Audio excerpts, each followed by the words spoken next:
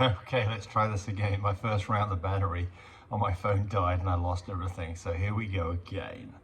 Burner Bullies, question about the heated whelping kit. They want to know whether or not the temperature probe hangs down inside the cage or it's right on the floor. The answer is the heat probe is embedded into the heat tape itself. And the reason for that is that we've got to measure the floor temperature.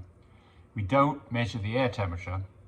The puppies get their heat through the floor, which is directly under the pig rail. And that's why it works so beautifully. But the temperature probe is built into the actual tape itself, the heat tape. Let's have a look here. Sharon Kirk had some success with Royal Canine Puppy Starter Mousse and Pumpkin for diarrhea. Well, good. I'm glad you took our advice and it worked. Keith Richardson, I wonder if that's the Rolling Stone guy. He's looking to buy a male puppy. We've got some fluffy carriers and full fluffies. Call Tammy 580-799-1910. She's got all the skinny.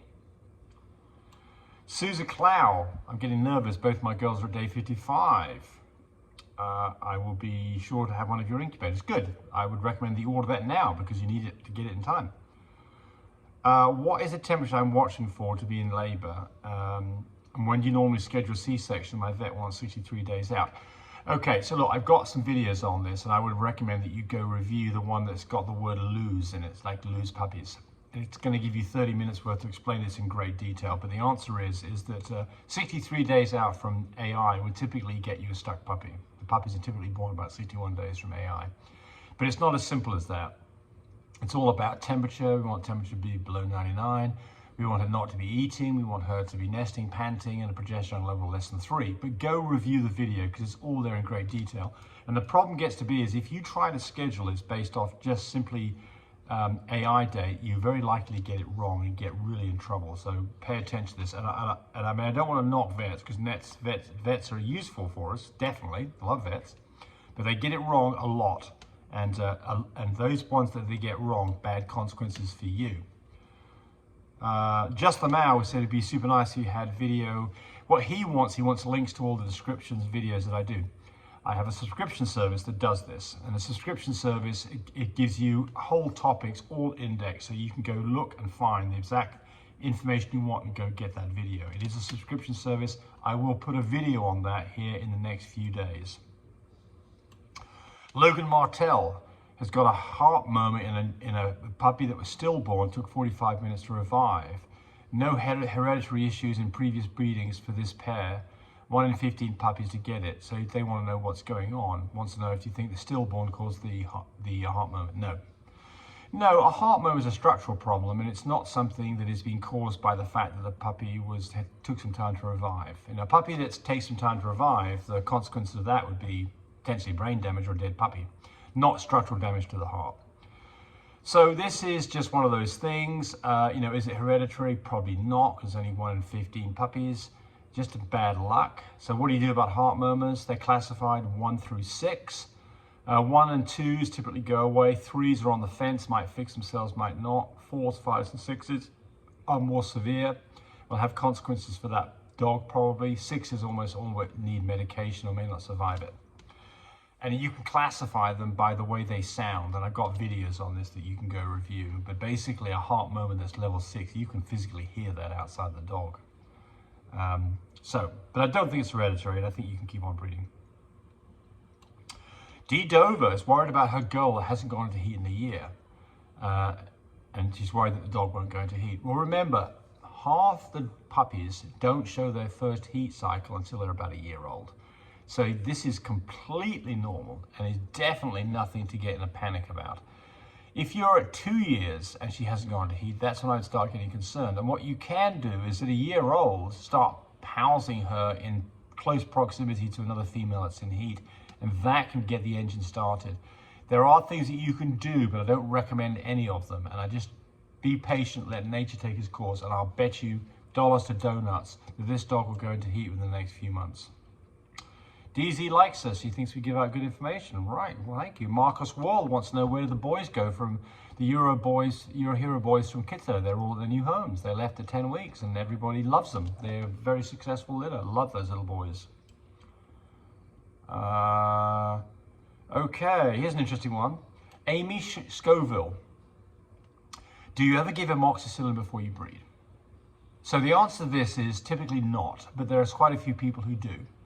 So let's give you the arguments. What are you doing? Why would you do this? Because you're worried about an infection. Specifically, you're worried about getting pyometria, an infection of the uterus, which can cause all kinds of problems, including having to spay a dog. If I had a dog that had had a history previously of having pyometria, I would absolutely give amoxicillin for a few days before breeding for a course of 8 days.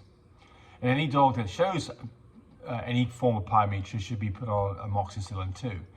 But if you just routinely give amoxicillin, there are a couple of negatives to this. And one is that you could potentially wipe out good bacteria in the gut and cause problems. That's one reason. And the second reason is that generally giving antibiotics in situations where it's not needed is not a good practice. The kind of thing that can happen would be that you don't finish the course out properly. You do have some bacteria there that would be treated by antibiotics, but now that you've only introduced it for a short time, they get resistant to it. So you can get, it's just not good for the population. So this is why when you go to the doctor and you've got a cold and you ask for antibiotics, the good doctor says, no, you don't need it. I'll give you antibiotics for a secondary infection like pneumonia, but not for a virus. So it's the same kind of situation. So my answer to you on this is I don't think it's a terribly bad thing to do, but I don't think it's necessarily a thing you should do unless you suspect you're going to have a problem with pyometria or you have pyometria. Warren G, which would you purchase first, a male or a female? Okay. Well, somebody's giving a response here. They said, if you plan on breeding, then start with a female and be picky about short muzzle, no tail, structure, short back. I didn't know what I was doing and spent $1,000 on a dog that doesn't really look 100% Frenchy. And I say female because you either buy a male later or just pay to use a stud. I think you're exactly on the money. I think that Frenchy for the win gives you the right answer to this. And I've actually got some videos specifically on, why would you have a stud dog? So I think I'm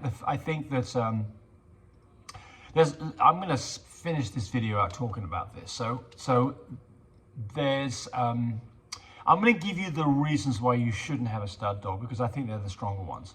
So the first thing is that if you're just getting into the game and you want to have a stud dog, you need to be there for your customers to be able to answer all your questions. And if you have not bred a dog yourself and successfully, you don't know the first beginnings of all those questions that you should be helping your customer with. So that's the first argument. The second argument is that a male dog takes the place of a female dog, and you're not getting a stud dog for you, as crazy as it seems. I've got 18 stud dogs, or Cody does. We don't have 18 stud dogs for us to breed to.